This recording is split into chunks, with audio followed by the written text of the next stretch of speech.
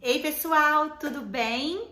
Hoje nós vamos falar um pouquinho sobre a disfonia infantil, sobre a rouquidão infantil, aquela criança que força muito, tensiona muito para falar e tem a voz mais rouquinha.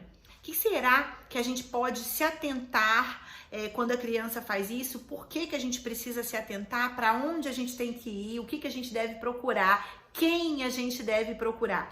Mas antes de eu falar sobre isso, eu queria que vocês, se inscrevessem no meu canal para vocês saberem cada vez mais dicas sobre o desenvolvimento infantil, sobre as questões fonoaudiológicas pertinentes ao desenvolvimento infantil. Curtam o meu vídeo e se o vídeo for interessante para alguma pessoa que você conhece, compartilha e envia para essa pessoa, para que mais pessoas possam ser ajudadas. Vamos lá!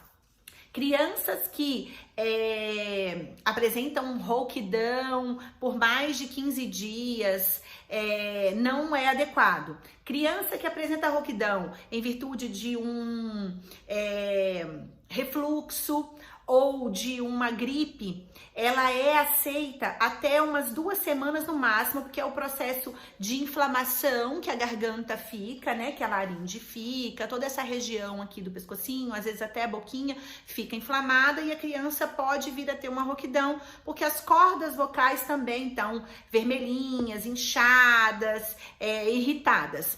Depois disso, passado o processo inflamatório, essa voz tem que voltar ao normal. Então, criança que tensiona a gargantinha, né? Fica o pescoço saltando e a voz é bem rouquinha, isso não é legal.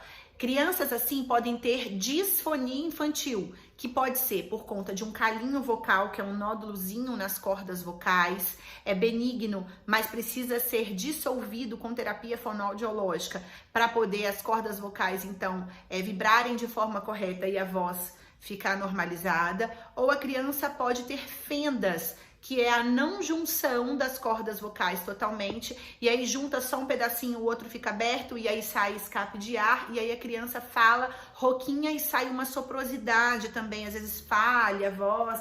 Então, essas duas situações não são adequadas, tá? Principalmente passando de 15 dias, que aí a gente já sabe que não é um processo inflamatório, é um processo por mau hábito, mau uso da voz. Né? Então, assim, tensiona muito, fala muito alto. O que a gente tem que fazer? Crianças até os 6 anos, a gente, independente disso, precisa ir no otorrino. Independente da idade, precisa ir no otorrino, para o otorrino fazer um exame específico e verificar se há uma patologia de prega vocal ou não, para justificar essa disfonia.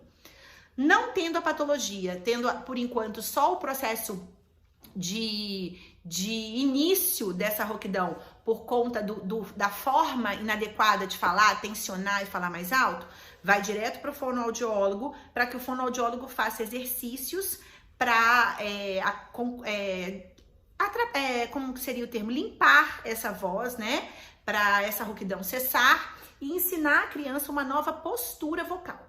Se o otorrino percebe que tem uma fenda ou um nódulo, vai para o fono também, vai para a fonoterapia, para poder a fonoaudióloga ou fechar, né, as cordinhas vocais, eliminar essa fenda, ou ajudar na dissolução do nódulo, tá bom? E aí, depois que isso acontece, também é trabalhado, paralelo, na verdade, a parte de uma impostação vocal mais adequada, um comportamento vocal adequado, sem falar alto e sem tensionar tanto a gargantinha. Alguns casos, se o nódulo tá muito grande ou muito durinho, aí às vezes o otorrino, aí a idade, o otorrino que verifica, faz um procedimento cirúrgico para tirar esse nódulo, mas mesmo assim o pós-cirúrgico precisa de terapia fonoaudiológica, porque a fono vai ter que trabalhar toda essa região que vai estar irritadinha por conta do processo cirúrgico e também trabalhar essa região e essa impostação vocal para que a criança não volte a ter o nódulo, porque se ela mantém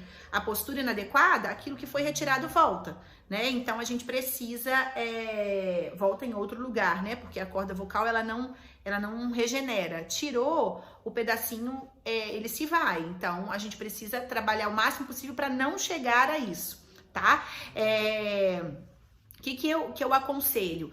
Eu ia falar sobre a questão dos 6 aninhos. Crianças até 6 anos, eu aconselho que as mamães vão até a terapia fonoaudiológica, iniciem um processo de orientação do que elas precisam fazer em casa, de como a criança tem que se posicionar na fala, na voz e em relação aos exercícios. E aí faz 1 mês de atendimento. Se a criança tá respondendo bem, continua, dá continuidade até a alta. Se a criança não tá respondendo bem, espera, leva para casa, né, esses exercícios, trabalha essa questão da postura vocal com um tom mais baixo, não tensionar, mas só volta depois dos 6 anos. Por quê? A criança precisa de uma maturidade para sentar, fazer os exercícios. Exercícios vocais, dei exemplo aqui agora, que são mais chatinhos, que demandam mais atenção. Ela precisa ter maturidade para perceber se ela tá falando mais alto, se ela tá tensionando. Algumas crianças de 4, 5 anos nos surpreendem. Elas realmente têm maturidade e conseguem fazer a intervenção, mas isso é minoria da minoria. A grande maioria a gente consegue uma melhor resposta a partir dos 6, 7 aninhos. Então fica essa dica. A quem procurar, como procurar e quando procurar. Beijo, pessoal!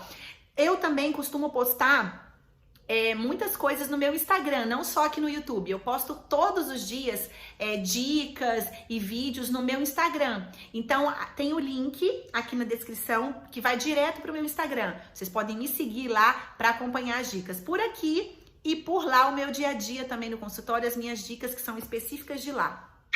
Beijo, beijo. Tchau, tchau.